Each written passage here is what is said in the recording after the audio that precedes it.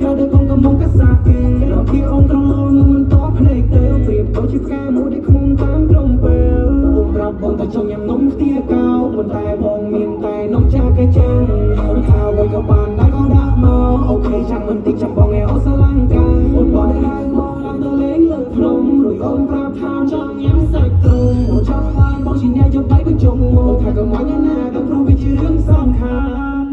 នាងប្រាប់ខ្ញុំថាយកនេះនាងអាយកានាងចង់បានអ្នកក៏មកនំនាងរងលេងក្នុងបានាងប្រាប់ខ្ញុំថានាងចង់ផឹកសារំស្រួលបងកាត់ភ្លើងស្នេហារវាងតំណាតំណងយ៉ាងនៅក្នុងផ្លូវបង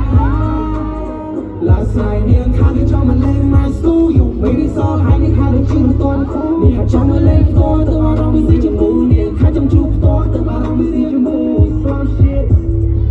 គ្នាណាស់អូនតែបើអូនខ្លាំងណាស់ឃើញញ៉ាំតែពោជាប់ភ្លើងបើស្អីអូនញ៉ាំវិញគេតែញ៉ាំសាច់ប្រឡោកភ្លើងនិយាយយ៉ាងចូលចិត្តចិត្តអាបងក្រាកណ្ដោបលើជើងដេកសម្លឹងក្បាលនេះវាបាញ់ភ្លើងក៏មិនស្រួយដុំព្រាព្រាយកសង្កត់ដៃកណ្ដោបមិនមកកណ្ដោបងារកណ្ដោបថាឈៀលដូចនៅក្នុងរឿងភា